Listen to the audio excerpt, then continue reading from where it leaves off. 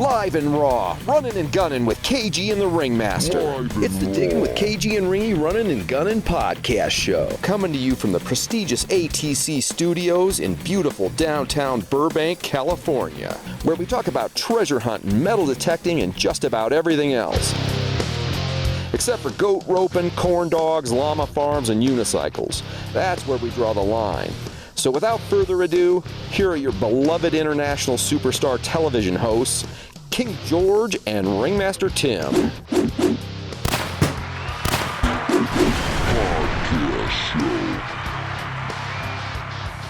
It's a podcast show, KG. Podcast, Tuesday at 7:30, KG and Ringy. Hey, buddy. How's your weekend? Pretty good. Pretty good. I guess your weekend, whatever it was, the whole week. Yeah. Birder. Yeah, I was doing some birding. But you know what? I can't even really remember what I did this weekend. I don't know why. What is today? Tuesday? Probably played baseball, little baseball. Played a little softball Thursday and Monday, but what did I do over the weekend? Seriously, I have no concept of what I went to the last Wranglers game. Yeah, Saturday night was our last game, so we did that. Oh, I also went detecting with my buddies, Kane and Adrian here. We went out for a couple hours and found a bunch of stuff. Getting along? He's doing good. How's his balance? Is his balance okay? Yeah, he's doing great. It's not stopping him from finding stuff. He beat both of us. He found this awesome silver medallion thing. It was like sterling silver, like a religious thing, and it was perfectly round, about the size of a dime, and it had 925 on it, but it was enameled. It was pretty awesome.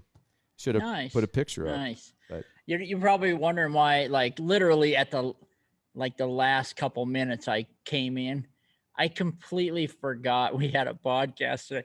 I was literally sitting on my lawnmower in the yard, about half the yard. I got like 4 acres to mow, covered in grass and sweat, and the wind's blowing 100 miles an hour. And I'm literally sitting on my thing, just bouncing around. And I look down at my phone and I'm thinking, oh yeah, this is a good day to mow my lawn. And then it dawned on me that we had the podcast in like 15 minutes. And I just went, oh heck, I just tearing into the house, and I went in the shower and washed all the chiggers and crap off me. And then I made it. So here I am. Oh, way to go. Good work, Cage.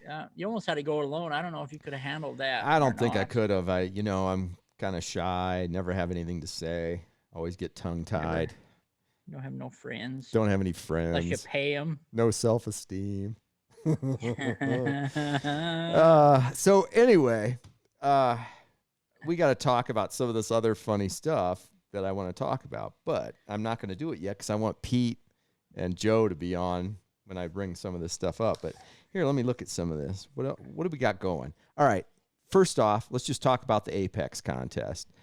Tonight is the last podcast that's going to be allowed to have you enter for the Apex. You know what to do. Just leave a comment tonight. People are already doing it. Leave one comment from each person that has the word Apex in it, and we'll enter that into the Apex drawing. We're going to draw it like August 31st after we have a chance to go through all the other ones that have been done. And then we'll let you know who wins it. But I hope I win. KG, awesome. You and I mean, August 31st is the last day, but that day we're going to be on a plane and we're heading out. We're heading to England. England, baby. Yeah. So, we're going to go to England for 2 weeks and run around and look for some ancient nectar. Exactly. It's going to be freaking awesome. I can't wait. It's been so long since I know. It's pre-COVID since we've been out of the country to England anyway. It'd be like, because we're kind of like a racehorse that has been locked into a pen, and he can't get out. So when we finally get to England, we're going to be like Steve Moore running through the fields screaming exactly. like a girl. Just all sweating, no water, dying of thirst. It's going to be good. Yeah, that's going to be great. So anyway, tonight is the last night to do for the Apex giveaway, and I'm just going to run. The Apex giveaway is sponsored by SPE, so I got to put that out here right now. Let's watch this for 30 seconds as a thank you to them. SPE Plumbing and Electric is your go-to Northern Arizona company for everything from bridge construction to minor home repairs. No job is too big or too small. Generators, heating and cooling, new construction, stage building, carpet removal, remodels, framing, demos, fire cleanup, maintenance, service, and repairs. Have a hole in your wall? We can fix that too. Find us online at spesystemsinc.com. That's spesystemsinc.com. Getting stuff done since 1975. All right. That's Hey, who was that on that little track hoe? That little baby track hoe? Who was Oh, that was Pineapple. He works for the company. Pineapple. Yeah. He's from Hawaii, so they call him Pineapple. Okay. Cool. Yeah, so we're going to go. We'll be on a plane tomorrow headed to Texas to do a class. I guess we're going to be training a little bit on the new Garrett Gold machine. Yeah, actually we are. I don't know anything about it, but after tomorrow or after Thursday, hopefully I'm a pro. Look at that loser just leaving me like nothing. So everybody, how's it going? KG here, the ringmaster left. Sorry, but you start talking about it, and I just want to say, hey, here it is. I haven't even taken the plastic off of mine. There you go.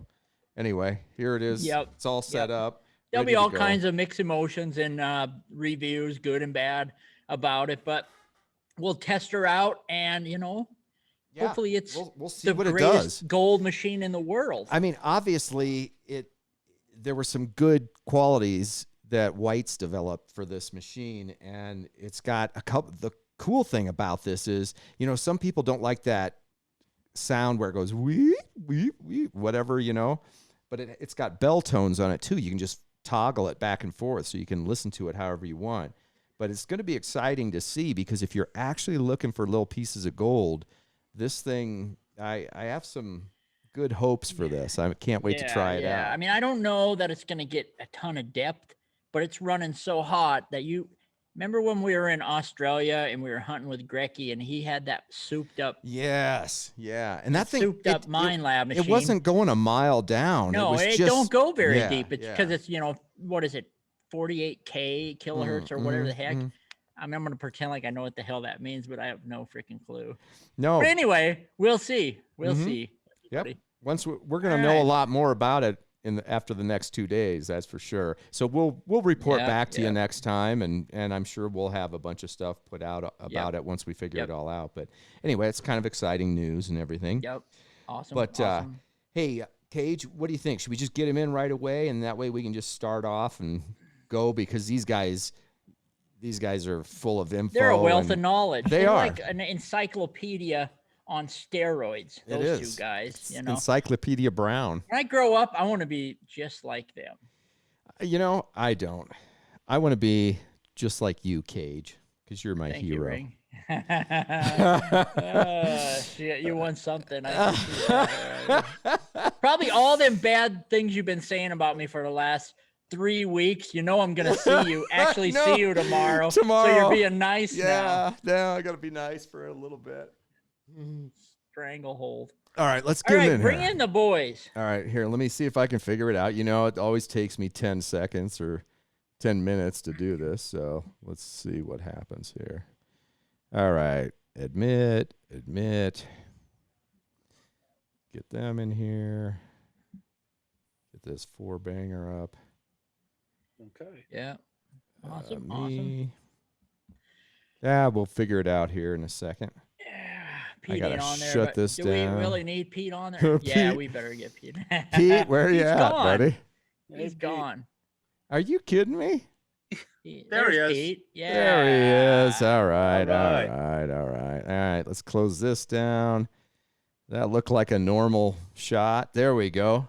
Pete, can you hear us? Yeah. Oh, good. Good for you.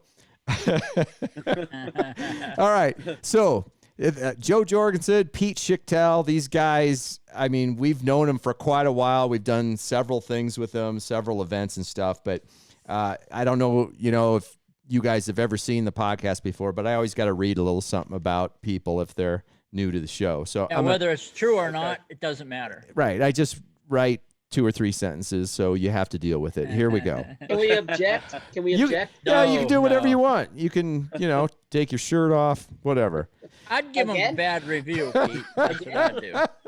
All right, here we go. Our 2 guests tonight are many-faceted treasure hunters and were the stars of a TV pilot show a few years back.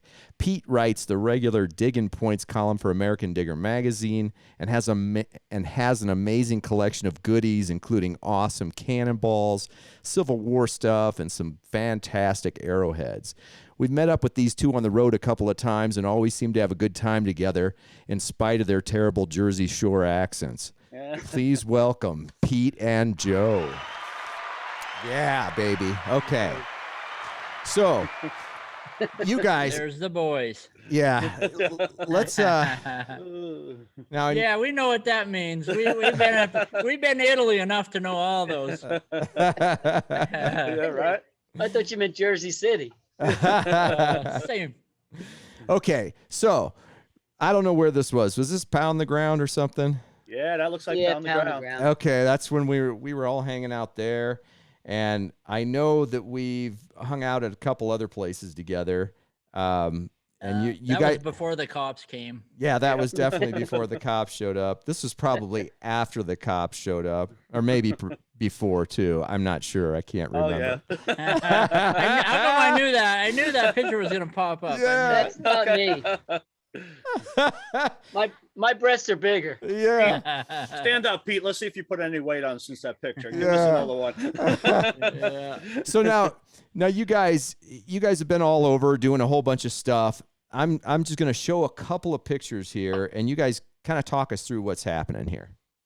Well, the image on, well, let's see. I don't know which way it's on yours, but the one with the 2 of us standing there together is at the New York, New Jersey Fossil Gem and Mineral Show, which we just finished up on Sunday. We're down there for 5 days. We have a big booth with our little traveling museum. The other one with me holding the metal detector is we did we were like guest speakers at the Mensa convention. And for those of you that don't know what Mensa is, Mensa is above average IQ. Geniuses. So, Geniuses. Right. I think they had us there as a comedy act. So That's why we weren't invited, Tim. You know, Exactly. No wonder we lower- missed. You notice that wasn't on our event schedule this Yeah, year. right. Oh. So wide spectrum of intelligence. We were at the low end, so that worked. yeah. Yeah, yeah. it Actually, works. it's really kind of cool because they're really smart people and they ask really smart questions. Yeah, You know? I bet. Not like can a metal detector find wood, stuff like that. But What it was also really a lot of fun. Yeah, what also floats on water? Very small rocks. Yeah, small. Actually, I'm going to hear that a couple from the Mensa Society are listening tonight, so we apologize. Oh, ahead. yeah. Yeah, We we better love you guys. apologize in advance. Yeah. we're for gonna insult all walks of life by the time we're over. sure. Yeah, it's great that we target Mensa first. First target. Yeah.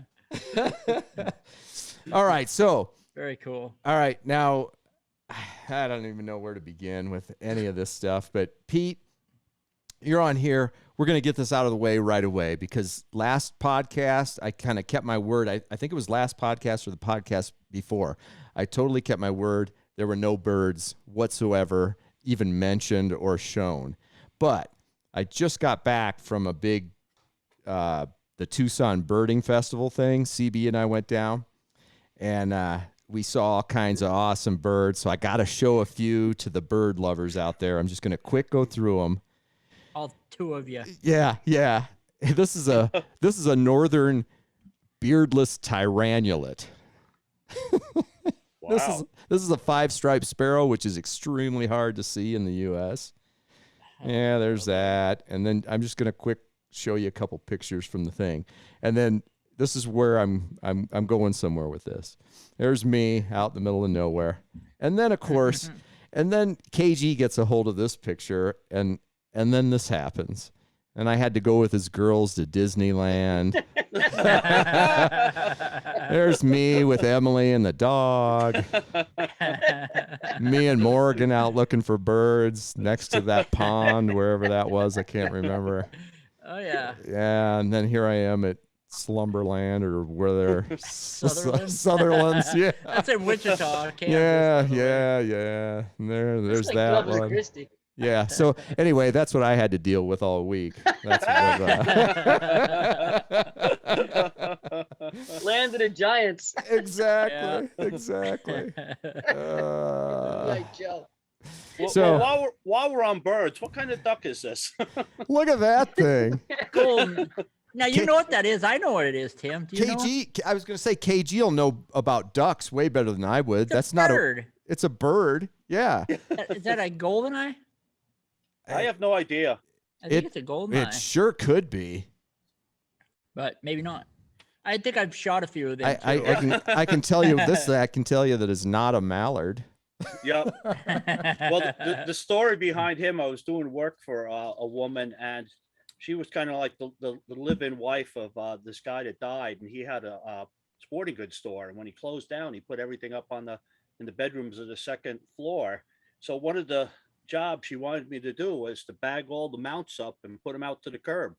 So I went home with 70 different taxidermy special, Oh, species. heck yeah. Is Why that would you where throw the them away? squirrels and stuff? I've got the squirrel over here. I got the chipmunk. Oh, I mean, yeah. like I got a mouse. I got a moose head. I mean, Holy cow. it was a dilemma where to put all these things when I first got them. But yeah.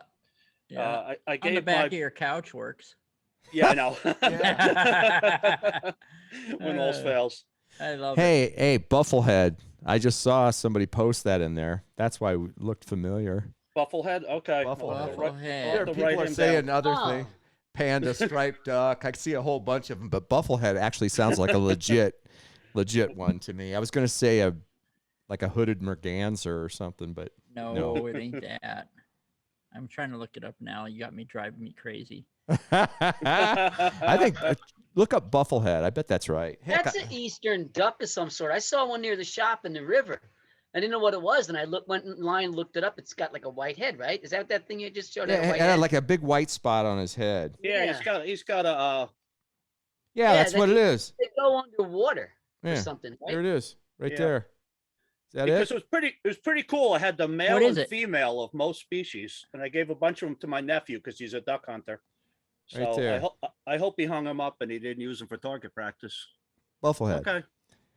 Good call, whoever that was. Okay. I see Mike. Okay. Yeah, I trust Mike. Mike Oh, P out there yeah. because he's the dude that knows everything about birds. So Well, I don't. Well, yeah, because it don't have a gold eye, does it? Because here's a golden eye. yeah. Looks a lot like Yeah, it, he but- just doesn't have the white on the back of his head. or a gold Exactly. eye. All right. No, All right. he's got a black eye. He wins a back rub from Ringy next time you see him. Okay. What about the rodent specialists out there? What do we got here? Is this just a common mouse or? Yeah, you're gonna lose me on these kind of things. That's Okay. Ratatouille. That's a scruffy chipmunk. Yeah, I know. Keep the audience engaged. Okay. Yeah. Where are we going, boys? I like it. I do. I like it already because it's already derailed. I don't even know what to say. Oh, I know what I didn't talk about in the intro. I got to show you this. Look at this. This thing is, I got this in the mail the other day. And yes, it was addressed to me, not you, KG. Yeah. Of course. Comes to ATC and it goes But to look, you. what is it? It's a briefcase, right? It's a Yeah. briefcase. You don't know how large that briefcase is, though. It's only about. Miniature Man sent you that. Didn't he? Yes, he did. Check The it out. Pinta bean. It's an Apex that you can disassemble and actually What? assemble it. It's a full-on Apex with an instruction manual and everything. Wow. The size Gary of Pinta did that. Smuggled behind the Iron Curtain. yeah. Look Is at that the one you're giving away, Tim? Not a real one? No. This is in my collection now, but you can see that the You briefcase. always was his favorite. I know, but you practice your back rubs and it rewards you. Get things, yep. You do. I guess he's still mad about that taco shell I put on his door. For sure. You know it. No, that's awesome. That's awesome. Yeah. He's going to Digstock. Gary is. Oh, so. is he? Cool. We'll get Yep. to see him there. I'll Pete, get to... are you guys not sure if you're going to Digstock yet or not, Pete? That's up in Chauncey again? Mm-hmm. No, or is that New Hampshire? Where is that? Chazy. Yeah, no, it's still- Chazy or whatever it's Chazy called. Easy again. Yeah. We should Chasing- go, Pete. Pete In Sorrell November? was on last Yep. whenever, and I think it's October. What is it again? October 8th or something? Yeah. Is Butch going? I don't know. It's all on the event schedule. The diggintv.com. Go to the event schedule. You can see the whole. There's a whole Yep. giant thing right there. Yep. Yeah. Hey, let's talk a little bit about metal detecting and some of their treasure, Tim. Since we're like killing birds You know what? and All right. rodents and We've got crap. all this stupidity going already. We've already insulted the Mensa group. Let's get into some. I'm gonna run a bunch of these pictures by you guys. You two talk about them, whatever, and then then after that we can go back off the rails, whatever we want to do. All right. Let's see. Let me cue these up. Get to where they need to be. All right, we did all that. Here, let's just start with this. Why not? This is pretty freaking cool. What's that? Oh, Pete. Oh, I found that Nice. a couple months ago in a 18th century farmhouse field. Joe and I were finding some stuff. Joe found the only coin, but we found the spot where it looked like somebody broke open a jewelry box or something, and there was a lot of really unusual German silver figures and right, Joe, all kinds of just Yeah, kept coming out Most of the this same stuff hole. was it looked like it was late 20s, early 30s, because there was a lot of like King Tut, like some of that Egyptian stuff. Weird. Real Yeah, early that's when stuff. that was popular in the late 20s. Yeah. Oh, weird. Yeah. That was vogue after they found the King Tut tomb. You know, you find the scarab Yeah. beetles and all that. That's jazzy really stuff. cool. I noticed The on Red that. Cross cannons, I think, were from the late 19th, early 20th century. Yeah, and then if you Wow. look close at it, the regiment or whatever the number looks like it was there, but it got snapped off or something. Yeah, and I checked. I didn't see it anywhere. Okay. Awesome. Well, that's pretty cool. I got those two are so awesome. I got to save those for a little bit. Here, we might as well talk about this. This is pretty awesome. Oh yeah, There you go. the snake buckles. You know, you know about them, Tim. We took you there. You know, to that snake pit where it's actually a rag picker. You know, we brought Butch down there and we got on the one cover. Right Oh, on. yeah. Digger. Right on. We With wrote all a the couple stuff. of different articles, and they appeared at different times. A couple follow-up articles and all that. George was invited, but I think you were going sunny Yeah, he was out fishing for crappies or whatever. And I never did find a brass one, but I did find that one there. I found a couple of steel ones. So I You ended know up. that I still haunted by that, Pete. I need to get up there with you boys and do that if there's still any Invitation's left. always open. Yeah, If there's We anything haven't really left. been there since COVID or anything. Nothing to do with COVID. We just haven't gone a lot. yeah, Right, yeah. right. And They're still turning up. are they really? We lost track. You know, probably with the ones we found and people we brought there. It has to be over 100 of them came out of that one Wow. spot. And what's happening is there's other piles. You remember how it was, Oh, Tim, you know? absolutely. Yeah, there's piles everywhere. There's other areas, and they're turning up in those where we didn't think there was going to be any. Yeah, I didn't think there was all that much there, as you can see. It just seems like there's very Yeah. So limited What amount is the of things. reason? turning around. What was I the know. reason that they were there? I mean, why are they there? Well, that was what Joe and I have tracked down a number of what's known as pulp dumps. And That's a what rag. they did, That's a rag picker. yeah, when turn they the were century- making cotton-based paper or felt, they would Wow. instead of going out and buying new cotton or new material, which is expensive, they would just basically recycle rags. And like Joe showed the picture, the rag picker would go out and gather rags from all over the place and sell it to the mills, and the mills would process it and emulsify it and filter out the solids, like things that might have been in the coat pocket Buttons or and whatever the rag was. yeah, Yeah. okay.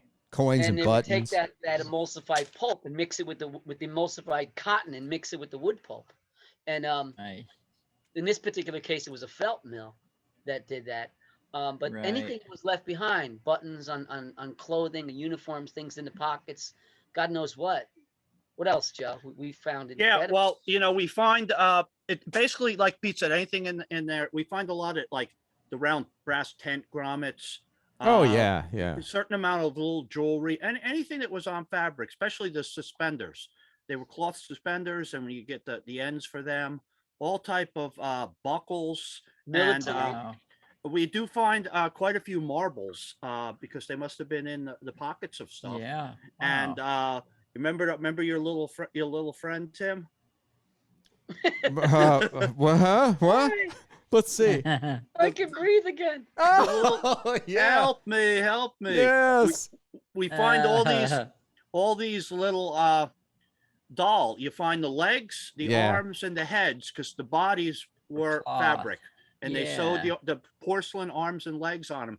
I got a bucket of those things. Yeah. They just I've got keep turning up. tons of Wow. them back. You know, when we used to do a lot more dump digging and stuff, you'd find marbles and all those dolls, including some of them had porcelain bodies, and they were the arms and legs were attached with string inside it. You know, little like connectors. articulated. Yeah, and so some of those can be really collectible because they were made in Germany in certain factories, and people go bananas for them. Granted, most of the ones you find are broken and stuff, but I think if you go watch, it's still out there on at diggintv.com. If you go to, I don't know if it's, I think if you go to the quick hitter tab, and then there's a bunch of these videos out there. Go to the miscellaneous videos, and there's still that snake pit video out there when we were cool. digging. And I think Yeah. Pete's digging up that little doll and screaming, and there was Yeah, we need to make a trip up there, Tim, a special trip, and hang out with these boys for about 3 or 4 days and just have a good time. Now that site, we didn't dent that site, believe it or not. Yeah. The part that we did with Tim, we've done quite a bit there, but we go back to that spot after a rain and we find the stuff right on top of the ground. crazy. But there's other mounds. The one mound is probably 7,500 foot long. The one with all the leather shoes on it. Oh, And wow. everything that's under that leather is really protected. You find in buttons with gilt on them. Oh, wow. Yeah. Nice. So, it's some of this stuff came We out wanted. from under the leather, and you can kind of see that that's like gutta percha or bone. And Yep. some of these other things, they come out gorgeous underneath the leather. Absolutely. Yeah, you guys, I mean, killed it. And then some of them, look at these. There was a couple of these that came out almost perfect. Like there was still gilt on a couple of them. And then there was the eagle button with the crack in it there. Yeah. That it was in really, really bad shape, but I saved it because I've never seen one like that. It says Republican Club on it. It looks like a normal general service button, but I've never seen one like that. Is that a golf button up there? Yeah, there's Yeah. golf That clubs. Early. Wow, Yeah. that's that wild. might have been cricket or something. It's something No, else. not cricket. Cricket's with the paddle. Yeah. right. That would've That's, been the- that's definitely early golf. Like 20s Yeah, it or was 20th or definitely- We century. found Cool. in other dumps. We found cricket buttons, cricket buckles. Oh yeah, cricket No, buckles. cricket was World War Yeah. Civil War. Cricket was the sport. Mhm. Yeah. And it competed in baseball, won out, but we would have been like a lot of the English countries. We would have been cricket instead of baseball if it won out. So in this period, it was popular. I found 2. I don't know how many else you guys found, Joe, but I found 2 cricket buckles. Yeah, You know, they that's got the phenomenal. cricket- it looks like I thought I found a Confederate buckle because it's got the 2 cross paddles on it. Yeah. We've Wow. identified 5 different pulp dumps. There's one up in Lower New York State, and in the area where we live, where Pete lives, there's 4 more of them in that area. And there was some paper mills because of the rivers and stuff. And some of the stuff I've probably found about 5 Confederate Civil War buttons in Jeez. these Yes. pulp bumps. I don't know if you could see, this picture's not the best, but you can see there's a palmetto button. Mm. There's Is that the pal- mine? Is that mine, Joe? Is that Yeah, one? that's yours. That's the South Carolina palmetto button up there at the New York dump. A few years back, I found 2 of them, and then we revisited it we brought a few friends up there, and we were digging, and Pete was burrowing in because basically you don't use a metal detector. You sit on the ground with the little 3-prong, garden tool, and you're just digging through solid buttons and leather and fabric and stuff. You're looking and- for green. Yeah, you're looking for green because the brass ones are green, and then there's all the Bakelite and plastic and everything else that comes up. And Wow. Pete was, he's scratching and had a little discard pile, and I leaned over to see what he was doing. Right when I saw, a little green disc roll off the side of his discard pile, so I picked it up and gave it a spray with the bottle, and I had myself my third palmetto button. So Pete considers it, family. He thinks Yeah. it's still his. It's but- mine. Yeah. but That's my button. Once, Yeah, it once is. it Yeah. hits on the loan. discard pile, it's open game. Yeah. But Yeah. that's the dump. That's the one we've got to take, you guys. You guys come up for a couple of days. We'll go up to that dump upstate New York. It's about an hour and a half or so from here. It's not bad, but it's right on the Hudson. It's kind of cool. Yeah. We need to make that happen. We do. Bring We it. we'll make it happen. So All give right. me a What chance. else? I'm gonna show you my favorite find at the Yeah. snake. Can you guys see that clearly? Hold on a second, because I got some other stuff up here for you to talk about, and then then we'll go back to your favorite find. So what do we got here, Pete? That I've seen this behind you. That's about 25 years ago. We were looking in North Carolina. We were looking for a French and Indian War fort, and shortly after this picture, I fell down an embankment, rolled over, and landed on my back in like 24 or 30 inches of water. But I managed to hold the machine up, and I never hear the end of that story from my cousin, how he looked back and he just saw my hands holding the metal detector up. It looks like, but our camera guy did that, but he had a $140,000 camera, and the only thing sticking out of the water was the camera. His head and everything was under the water. And I he was holding flat that on my camera. back underwater. I saw the bubbles going past. Oh, that's horrible. Never found the fort. We never found the fort. Wow. So what did you say you wanted to show us? You had something there? Yeah, this is not sure if you can get a good shot of it, but this is the Knights Templar plate. Oh yeah, I didn't come that far yet, but here, I'll just put it up on the screen. I got one here. You got it. Great. Yeah, I got it You got a here. picture of it? Yeah, we'll throw it up good. on the screen. There, that is one of the coolest things I've ever seen. Wow, that is. We Man. haven't been able to find anything on the internet. We cannot No. find a picture of it. The consensus is that was when the Civil War had a tremendous impact on the American psyche. Everybody lost somebody. It wasn't even like World War II. This is much worse. Everybody in every town.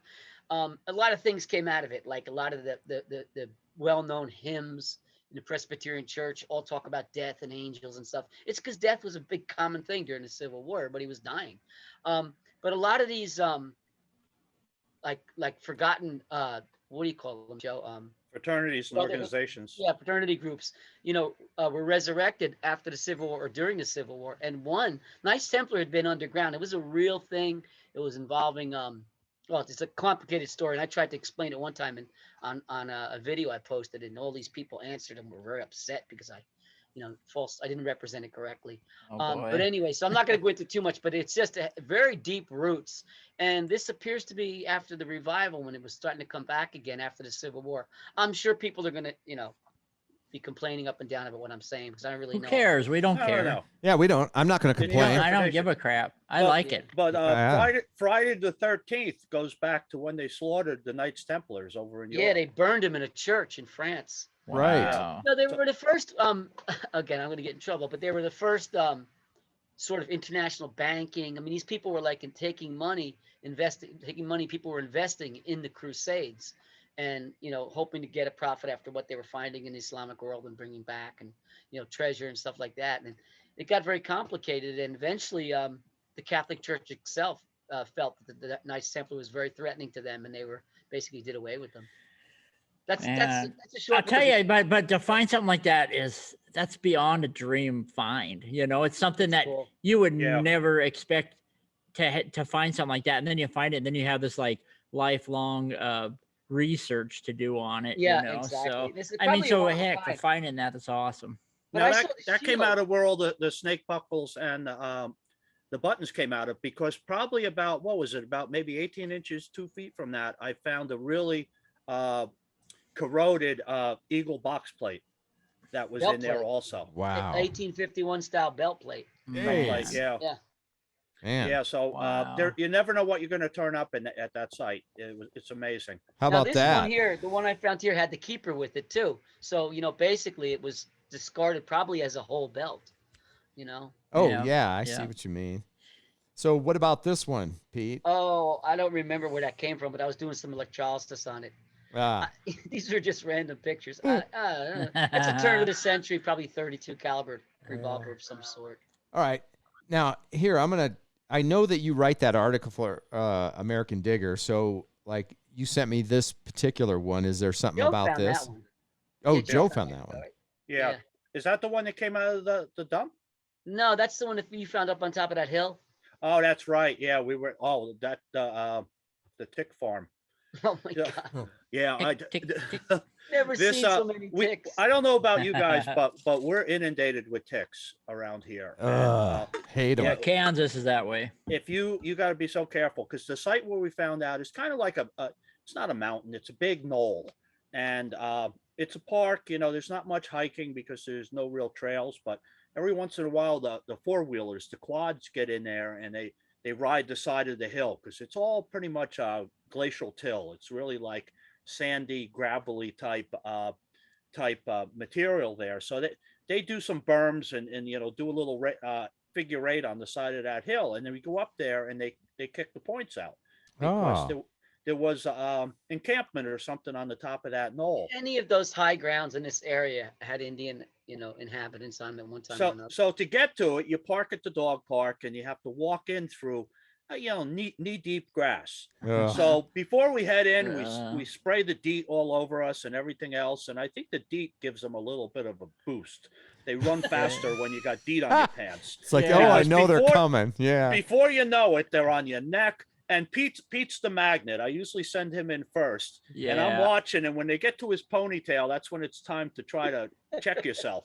So we're walking up there. We get halfway up there. And I go, Pete, you got them all over your back. We stop. And I must have hit like a patch of them. I had a glob of 50 of them on my chain. And Easily. like I say, they don't like the DEET. So they start heading high. Their instinct is to go high. So I take my pocket knife out and I'm scraping them off because they're like little Velcro balls. Yeah. And we got them off. And then when we got up the hill, they don't seem to be as bad. And that's where I found that point where one of the quads kicked it out of the dirt. So now the dilemma is we got to go back through that grass to get home. So we figure let's run. So we're running like Monty Python with our hands flailing and everything going through the grass.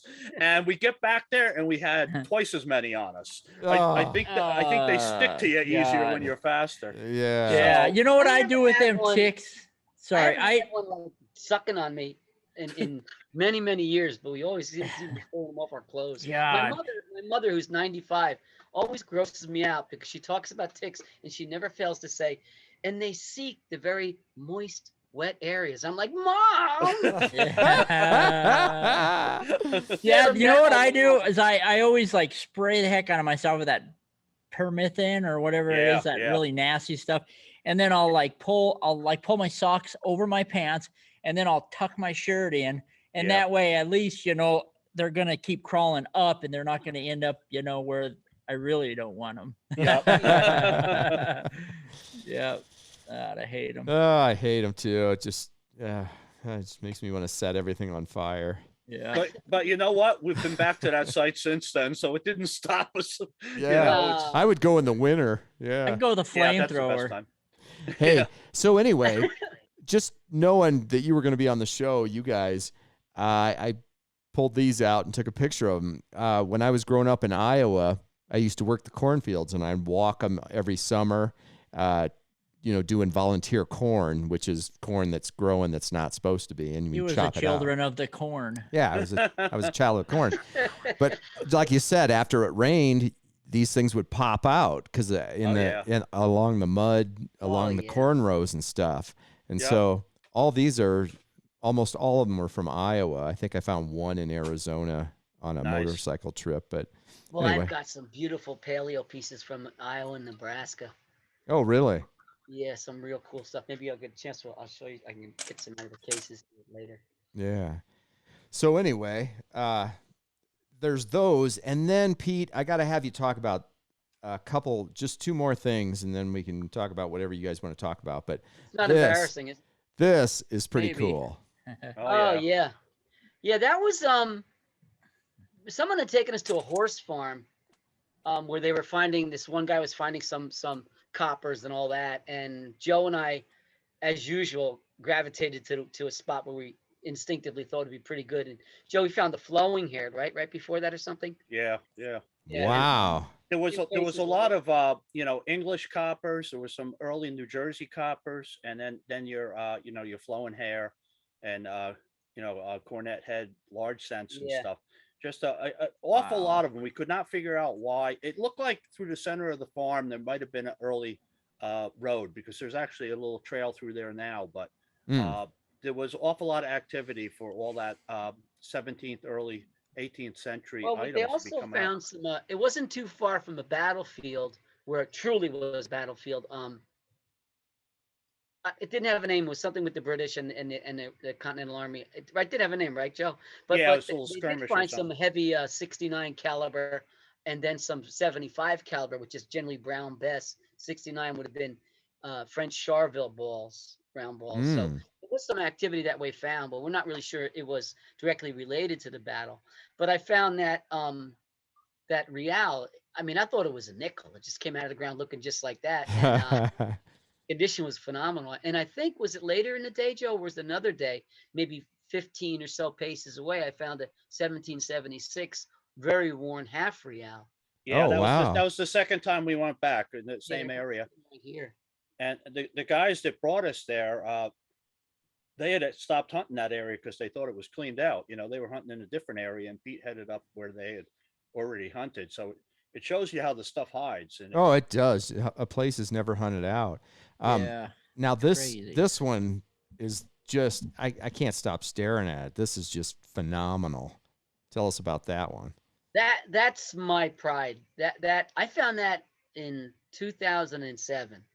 I was fairly new to having a good machine to detect, and I was going to a mill site, and I had this image in my mind of that kind of a coin that I was like dream about at night and all that stuff. Yeah.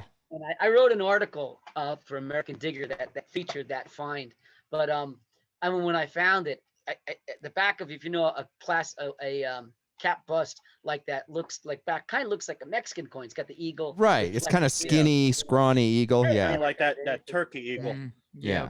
Yeah, and I turned it over, and I think every single coin I've ever found in my life was tails up.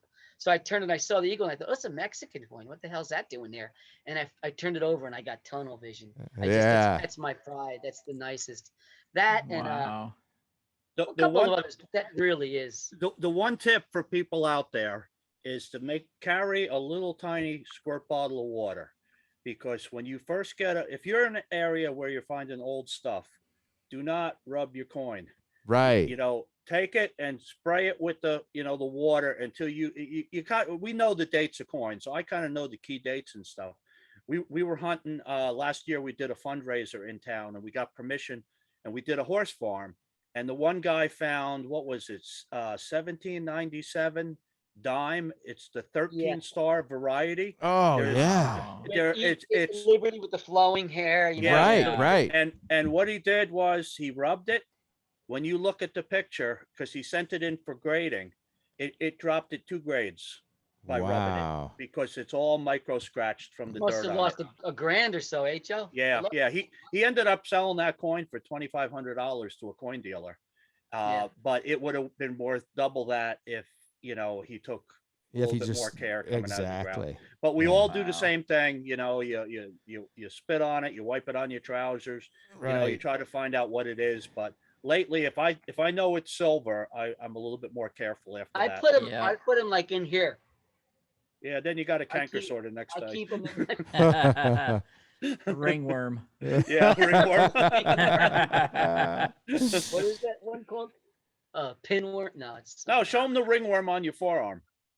Tapeworm. Which one? No, the other one, the other side. Joe always says this is ringworm. A tequila worm. Oh yeah, there it is. I always pretend it's like, I'm going to call somebody. Well, you have to explain what it is. Hold on. Hold on. Oh, now I got him on a tangent. He's Oh, here we go. He's off. He's going mobile. You can see some of the projectiles in the back there. He's coming back armed. I have some very nice Indian guns, and had done some research. I made contact with a person who's very good with little bighorn guns and able to ID what was what. And this one gun I had gotten years ago, and just had on the wall as a nice gun. I was able to send information to this guy who reads what's known as Togia, which is the Northern Plains, Sioux and Cheyenne, sort of like hieroglyphics. And he ID'd this gun to a very famous Sioux chief named American Horse. There's been a couple of American horses, but this is the original American Horse who was at Bighorn and all that. That's a whole nother story. I have a lot of little bighorn stuff, but I lost my brother, who was my partner, who basically did a lot of this finding of a lot of these great finds and all together at gun shows and different events.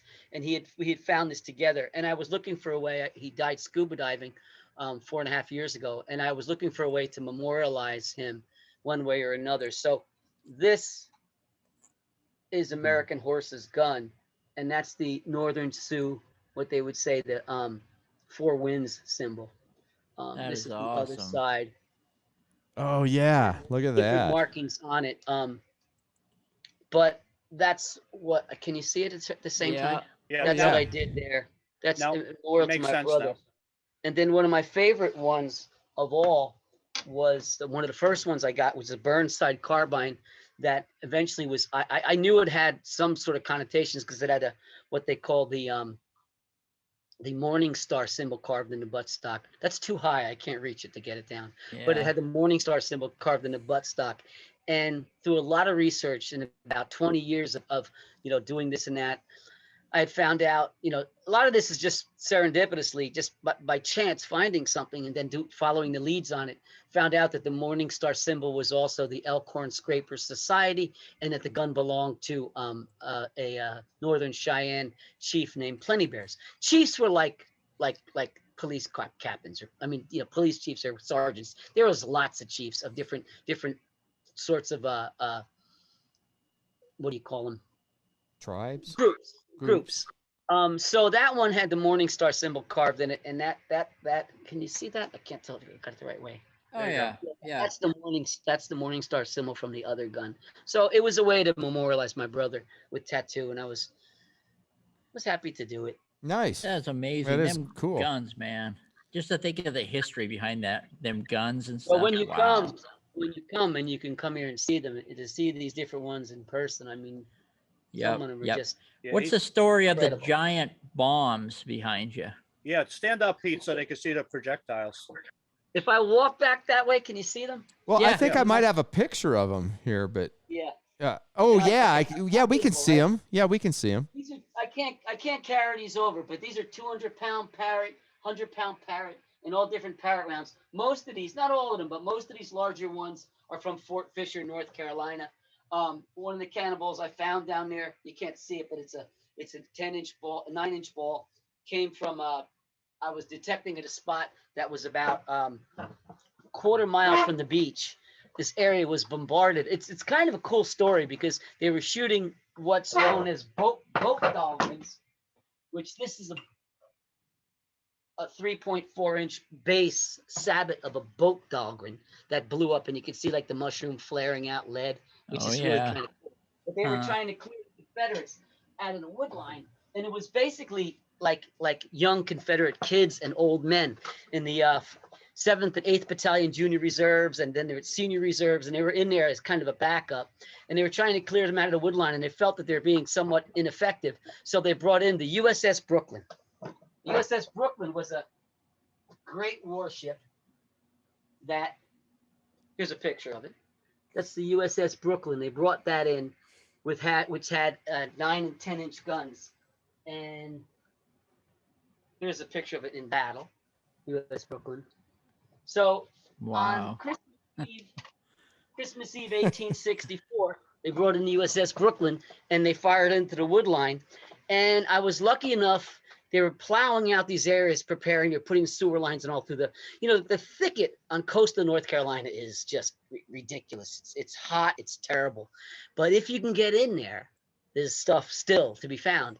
I would go into these thicket areas and come out with easily 30 pounds of nice fragments, things like things like this. Big 15-inch ball fragment that weighs probably 25 pounds or 20 pounds. And lots of other, I mean, I've got pounds and pounds of them. What So I size was is going the, into this area. Pete, what size is the ball out by your garage? That's a 15-inch solid shot. It originally weighed 440 pounds. It's probably down to about 420 now. Yeah. Every Jeez. time I Kids in go the over, basement. I pick another piece off it because it's balding. Yeah. But he rolled that out of the pickup truck, and that's where it stayed because it's so damn heavy. You know, you can't move it. No. Holy cow. No, but we were in this area, and where they plowed up and they burned up the dirt, and I was all alone. And there's a legendary guy down there who has died some years back named Dickie Wolf. He's credited in a lot of books as being like the Fort Fisher guy. He had found hundreds and hundreds of shells in the river and everything. He had found some of these that had the bigger ones he had behind me too. But I got this hit, you know, this strong hit in the hole, and I had a shitty shovel. Can I say that? Yeah. Well, Okay, yeah, you crappy did. shovel. You did. Like a folding shovel. And I was trying to dig this hit out, and the signal, and nothing was. I'm sorry, screen is popping up here. Nothing was. I wasn't getting anywhere with this crappy shovel.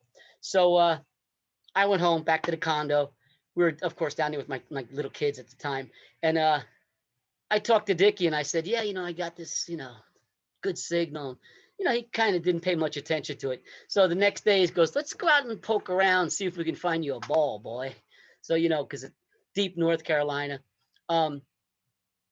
We were poking around and didn't come up with much, just fragments. And he goes, let's go dig that signal. So I said, oh, fine. Okay. So we went back.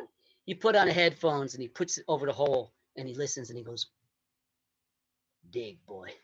So I had his good shovel. So digging and digging and digging. And it took a bit to get down. It was like 20 inches, 24 inches down. And the sand was hard and it was a lot of roots. And finally it was like, bump. And I said, you know, I hit it. And Dickie goes, go down.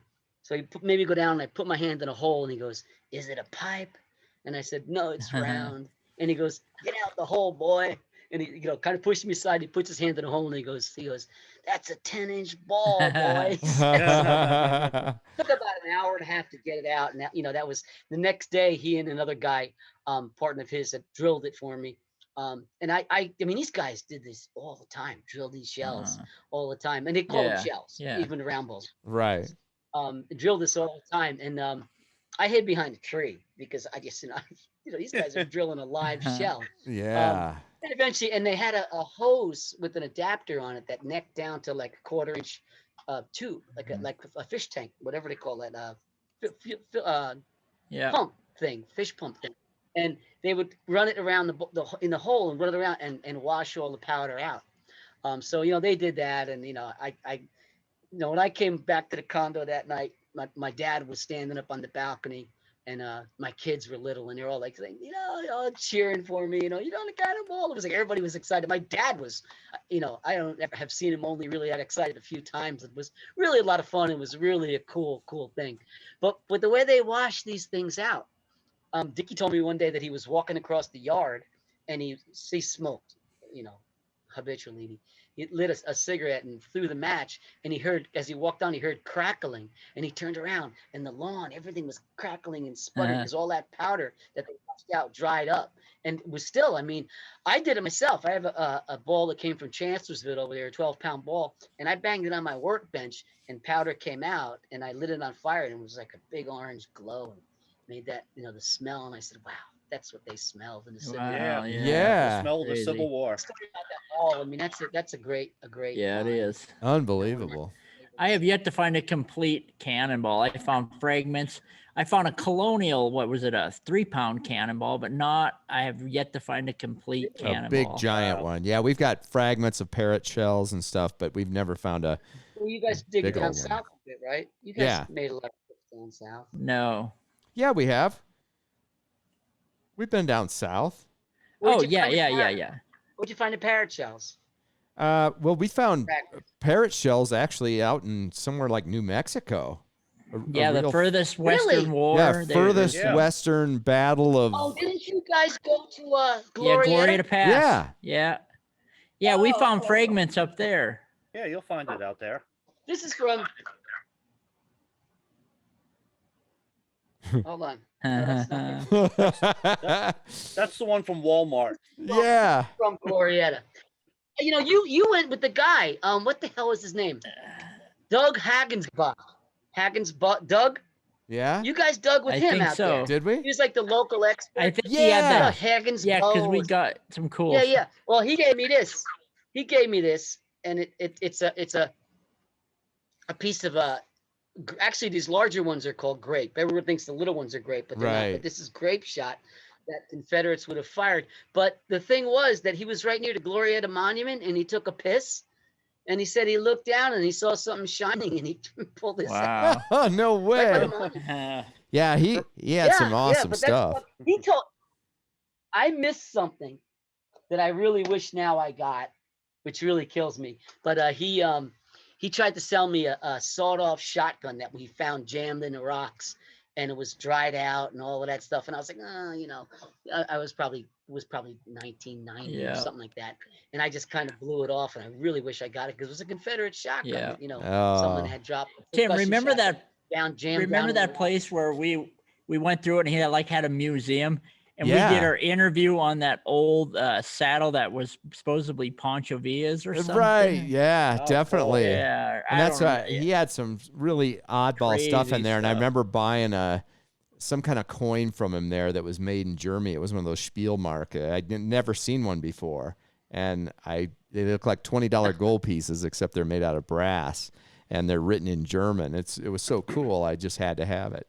He's like, oh, okay, give me $20 or whatever. Can't remember what I paid for it, but. Cool. And so anyway, hey, before we get any further, we got to everybody knows about the Apex giveaway. We're giving that baby away. But let's give away another Megtooth package. So we have 2 winners. You know, we got to have an actual winner just for this podcast.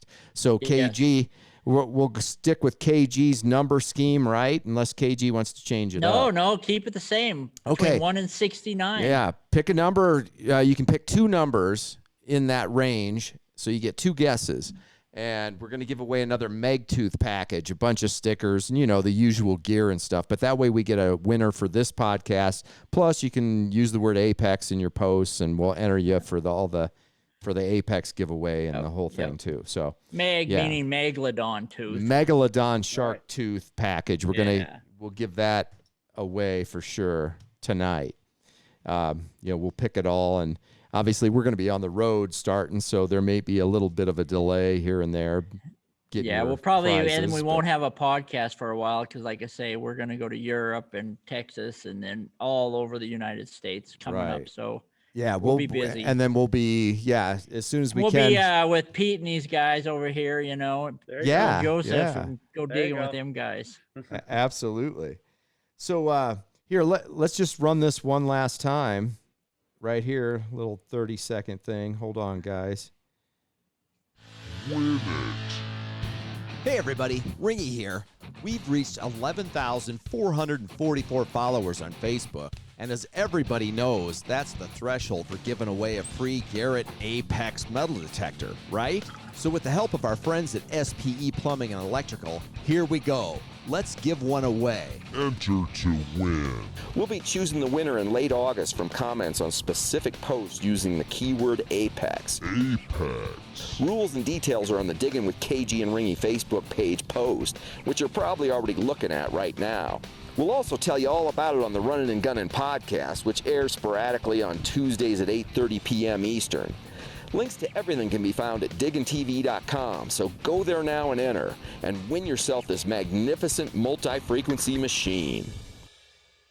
All right. Awesome. There it is. That's what you're going to win starting right after this show.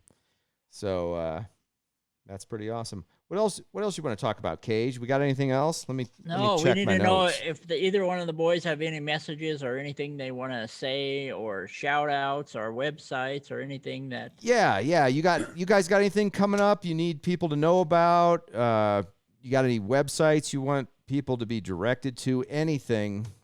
Joe, why don't you tell a little bit about the the Mandeville Inn site we're working on. Yeah, one of the things we're working on right now that we're going to be wrapping up. We've been finding a lot of bottles.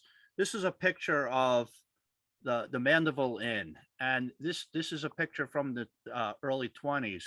It went out of business 1929 with the Depression, and right where that picture of that hotel is where the current middle school is, and next to it is the library. Well, we identified a plot of land between the two where it's the kitchen midden, basically the bottle dump from that inn. And that house, that inn, was originally built around 1750 or so, mid 1700s. And it's documented that George Washington stayed there a night. In his expense journal, there's an expense for lodging and supplies at the Mandeville house. So that's back when it was the Mandeville family.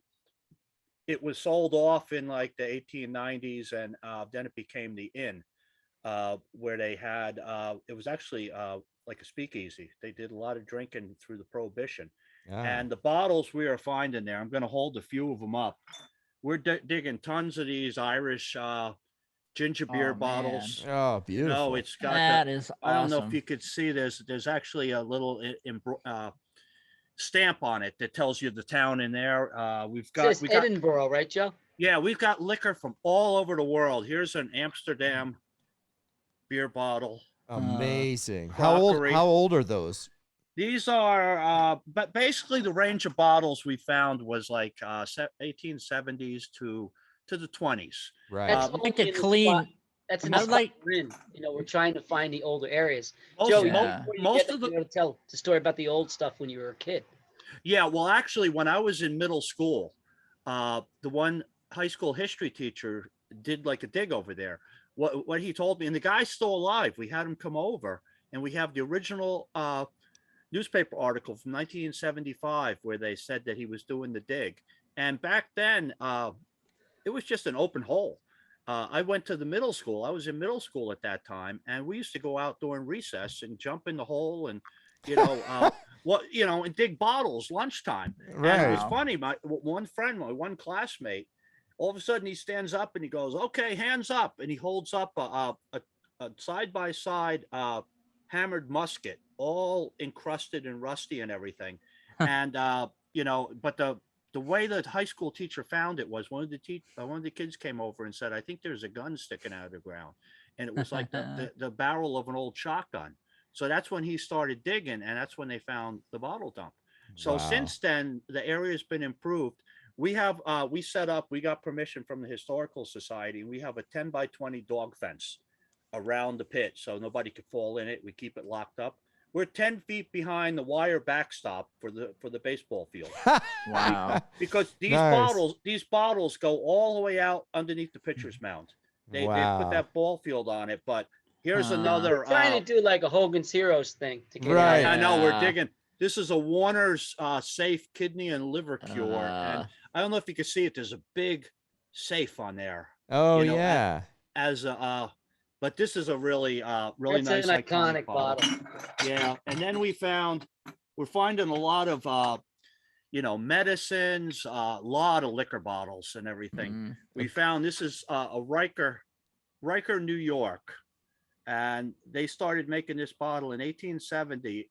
Riker is a pharmacy. This was a cologne, believe it or No not. kidding. Wow. And then a few feet away from it, we found a little baby Riker. No way. Nice, bright green bottle. So I'm going to put this one out in the flower bed for 10 years and see if it catches up to There that you one. go. But, That's But, a father-son cologne collection. yeah, but then we have, we're getting some nice Hutchison bottles out of there. Oh yeah. They're always nice. This is a local Patterson bottle. We're finding the local bottles from there. Let me see what Yo, else. you we got a Benedictine? No, I didn't bring the Benedictine in, but here, this is from Minnesota. It's hair dye. We're finding these those little are so nice. strap-sided whiskey bottles, all different sizes. And then the food stocks. This is a nice emerald green Capers bottle. We've got 300 bottles out of that section that we're digging, and there's much more down there to get. That's And, really cool. You're kind of documenting it all, are you? Oh yeah, because we're looking them all up, and I'm saving the best one for last year. Look at this little whatever it was. We haven't found it yet because it's not embossed, but it's too early to be an airplane liquor because there was no Right. airplanes. But Yeah. It's a stagecoach Flintstone. liquor. It was on Kitty. They had it on Kitty Hawk. this is a beautiful one. This is one of those torpedo bottles. Yeah. yeah. I've never found a perfect torpedo I have bottle. two. But look at the applied neck on that thing. You know, That it's is huge. really cool. But this is the best one, and you're gonna like this one, Tim, because this is from your homeland, from Berlin. No way. Yeah, this is a ground top cobalt blue, and let me get it the right way here. It's your Reisenden Straßstein from Berlin. It's an 1890s quack medicine bottle. Now, Really? get what this, because we looked this thing up. Look what the treatment was used for. The treatment was for migraines, occipital headache, epilepsy, hay fever, asthma, hysteria, eczema, and the best one of all was certain functional disturbances of sexual organs. So it was basically a head-to-head medicine that you could take. Right. Tim could use that for sure. I want to know what it says. I can't read it from here. Yeah, but it's URICEDIN, Reisenden Straßstein, STROSCHEIN. Wow. So Straßstein was the name of it. It was J.E. Straßstein from Berlin. That's gotta drive you crazy, Tim, because he speaks good German, so he'd be like, rah, rah, rah. Yeah, I know. I figured you would enjoy that's that really one. awesome. Yeah, I love it. How cool would it be to take one of them old beer bottles and clean it up good enough to like be able to pound a beer out of it? Yeah, well, you know what? Some of them, this one cleaned up beautiful. We probably have about a dozen of these that we pulled out. And now the thing is, with the bottle dump, as you know, probably 90% of the stuff is broken. Right, right. This dump, we're finding a high percentage of intact stuff. Yeah. We pulled out a big crock from there, the intact, and a giant. It's got to be 18-inch amber, like apothecary jar, and it was wedged between an iron rod and another big rock on the top of it. How over all these years it did not break? Yeah. But, how did that happen? Yeah. That's just amazing, though. That you guys have to be having fun doing. Oh that. yeah, it's bottle dig, especially when you find a pre-1920s, because you can find plenty of 30s, 40s, 50s, you know, all that stuff. Yeah. But the only thing I've been, it's mostly all liquor. I've been looking for like straight-sided Coke or something like that. Those early. Oh yeah. Pre-hobble skirts. 1915 was the hobble skirt bottle, the iconic. Right. Exactly. Hourglass shape. Yeah. Coke. Before that, they're straight-sided, and they all have some value. Yeah. So we haven't come across them. They weren't drinking a lot of soda at this place, you know. We were finding other types of soda, but no Coke coming out. Wow. A lot of liquor.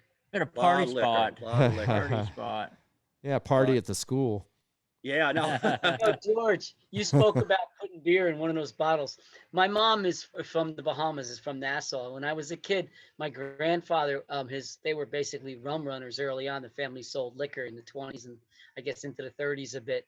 And I was going through some of the old sponge buildings. They were also sponge merchants at one point. And this is right in the center of old Nassau. And they were all cleared out and wasn't much around there.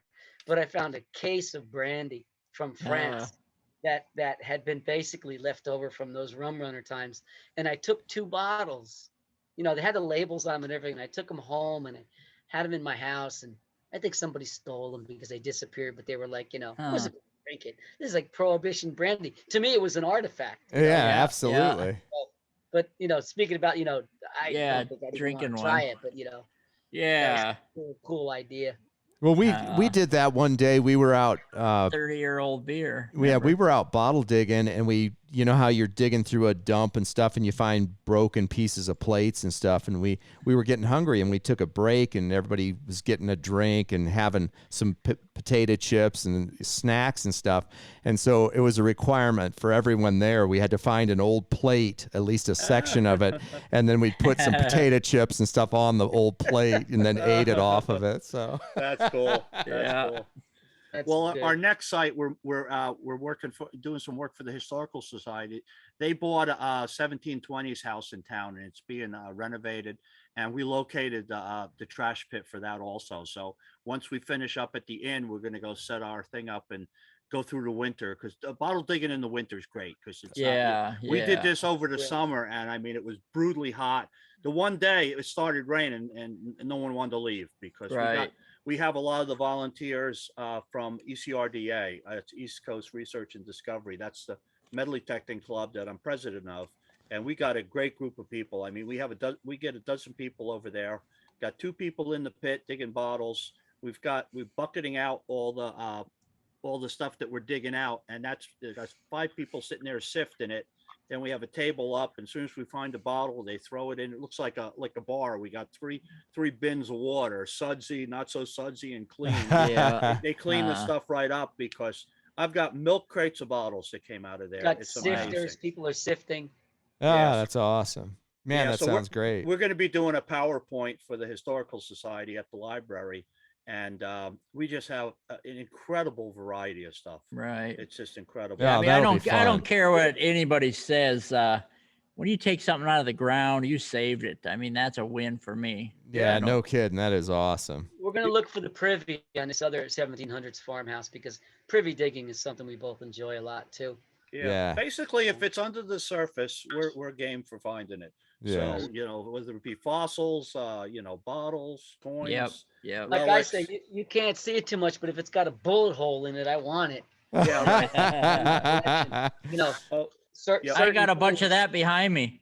Certain things. Yeah, not that kind of. Well, you can barely see it now underneath that mount in the back. You see all the helmets with the bullet holes in it. Yeah. It's got all the German helmets that are blown. Yeah, I was there. I saw those. I've been in that room.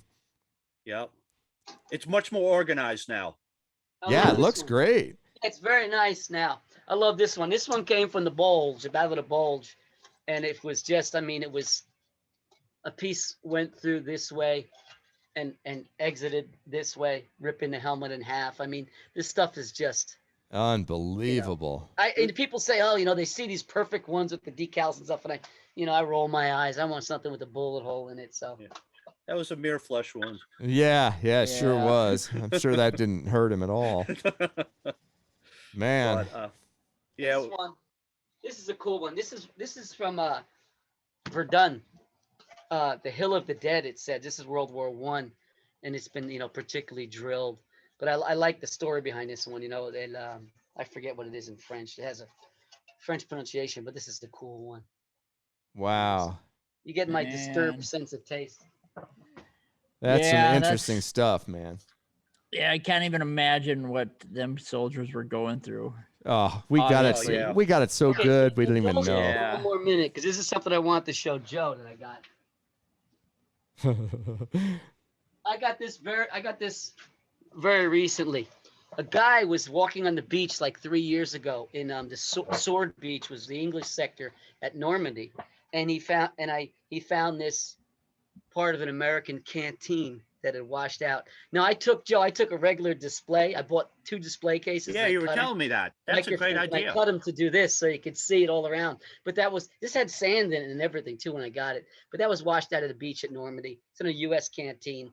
That But it was found on the British beach, so I'm not really sure how that came about. But it's pretty cool. You can see it in 3D almost. We've been spending a lot of time putting stuff in frames and putting it so it could be mobile, because we get calls to do different talks and stuff on different subjects, and that's we could bring our little traveling museum with us. Exactly. That's a great Tim idea. Tim is anal. He researches and he has every single thing. I think even a wheat penny documented. Yeah. And I'm a disaster. I got really cool display cases, but if I ever die, you're gonna want to be at this garage sale because Yeah, my right. wife has no clue. I mean, I Yeah. have some of the coolest, rarest stuff in the world, and my wife's gonna be like, "That's going in the garbage. Right. That's going." Yeah. So I need try to to be tell more my like you kids. guys. I try to tell my kids, I say, this is like, 5 figures or more, and they just roll their eyes. Right, Yeah. right. They don't Yeah. care. You got to indulge me a little bit here. Joe mentioned that I should spend some time on a couple of these cooler things. Okay, I'm gonna start out with a kind of cool thing. Washington button that I had found. Wrote Washington an article button. about that. Jeez. George Washington This is the inaugural button. states. This is the states button. In ovals is NJ, Connecticut. Right, NY, right. It's a cool button. But this is something I think you really appreciate. Everybody's got to appreciate this. I found this, and I thought it was a twisted piece of wire, and I looked at it very closely. Is Can you that see it? The legs I with realized it's a butt crack, ain't it? It's a pipe tamper, Civil War Oh. era. When I theorized that when soldiers were away and stuff, this was as close as they could get to Civil War porn. yeah. The Yeah. anatomy, too bad you can't really see it really well, but the anatomy is almost perfect. The detail. I don't wanna sound- Unbelievable. I'm probably coming off really creepy, but this is so cool. This Yeah. is really Yeah. cool. I mean, And very obscure. I don't know. The Romans had all kinds of weird stuff like that. I oh mean, yeah. we that's- got a buddy over Belgium, and he's seen some really weird stuff that they've dug up in Roman. Oh, they sites, find and all it's Yeah, like, kinds of that's- phallic crap. things, and That's yeah, during Caligula's rule. yeah, yeah. We're going to another dark place right now. KG, Yeah. you'll probably appreciate this. Oh, look at that! What Bro- what kind of a vertebrae is that? It's a Spine? deer. Broad point right through the spinal cord. Wow. And this is a poacher because the reservation that I found this in, they have bow hunters come in because it's residential all around this 2,700 acre tract of woods. They have bow hunters come in to cull the deer out every once in a while. And those guys are professional. They aim for the shoulder. If they wound them, they find them. They don't let them lay.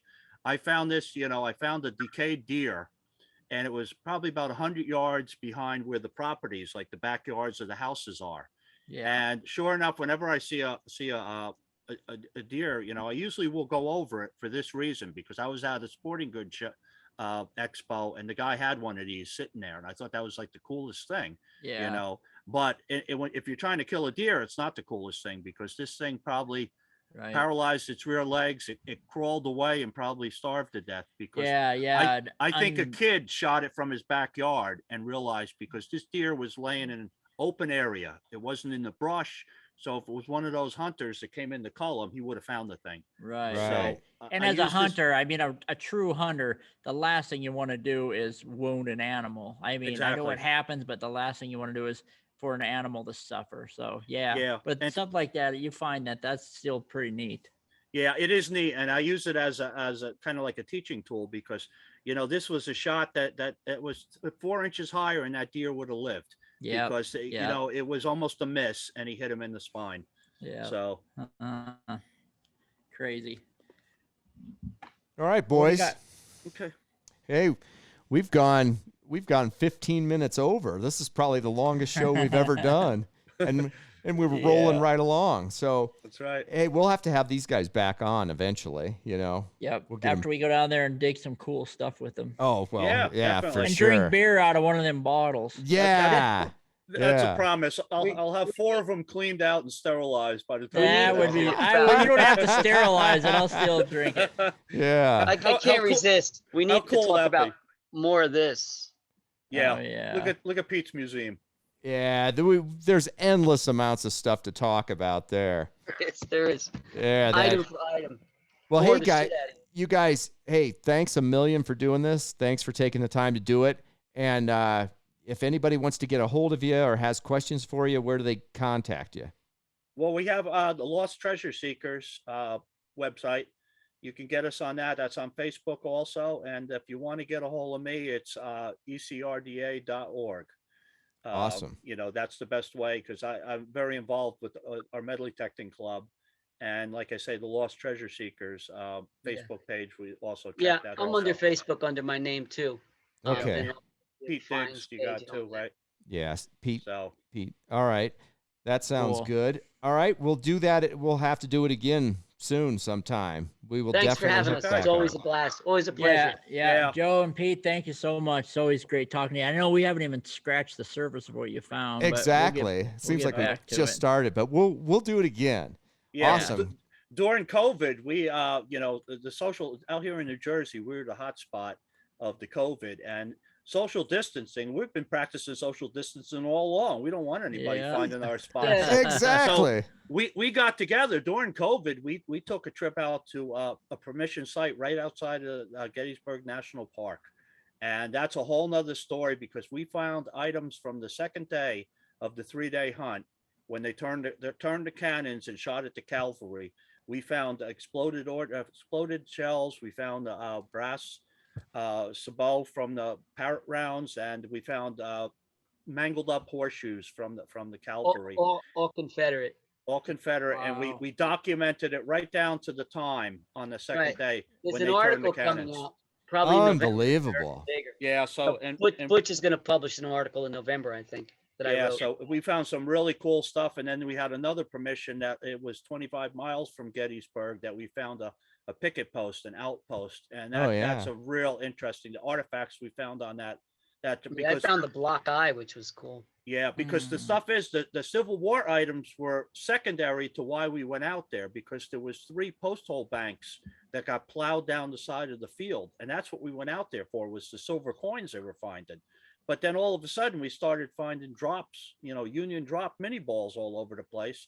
So we're finding coins from the silver cache, plus we're finding the Civil War relics. It was unbelievable. The stuff Fired that turned up. Enfields, Confederate Enfields. It was cool. Yeah. Oh man. Yeah, So we've got to hear about that. Is it going to be published somewhere, or you The first site that Joe talked about that was on the southern end of the battlefield is going to be published in November. I wrote an Nice. article Okay. about that. So we'll all get Which to is hear which is about getting it. that together. Yeah, Awesome. but we could that's a real interesting find, because actually, Pete, I didn't tell you, I was talking to John, our friend John. It's his brother-in-law.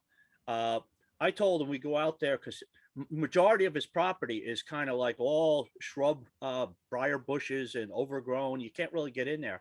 I said we go out there. We get 4 people. We all go quarters on a Bobcat.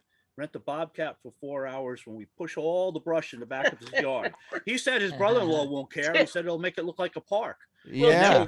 Then we're going to be finding some stuff. We got to take 6 inches of soil off of there and get down to the good stuff. Ah, that'd be Dynamite. awesome. Yeah. So there's So going to be shells and stuff in there deep. Yeah. Yeah. So All right, we're your 2 other guys. yeah, okay. yeah, Hey, I used to drive heavy equipment. We could just drive KG could drive bulldozer. that baby, no problem.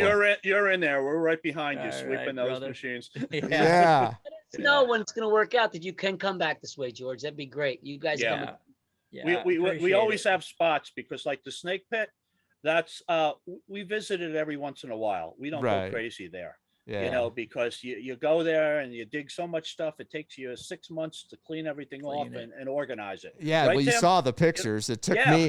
me like a month after I got home from there, from that one hunt. I'm just like, I had Yeah. a month's worth of work to do. And we Yeah. won't put up at night, except I needed rest the next day. Right? Oh man, Yeah. we were all dragging, but you especially, you were just kind of like, That's probably Yeah. the after dig party that happened.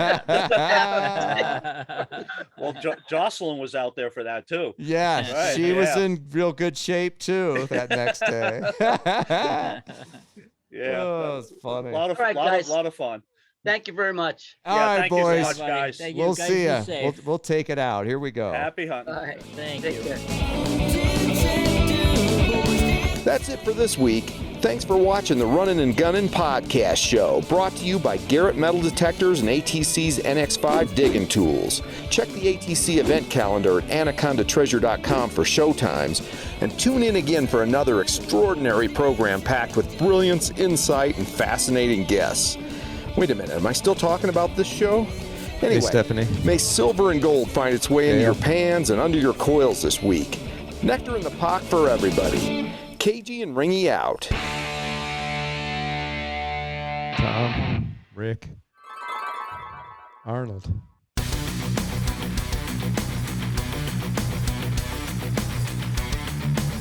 Mikey.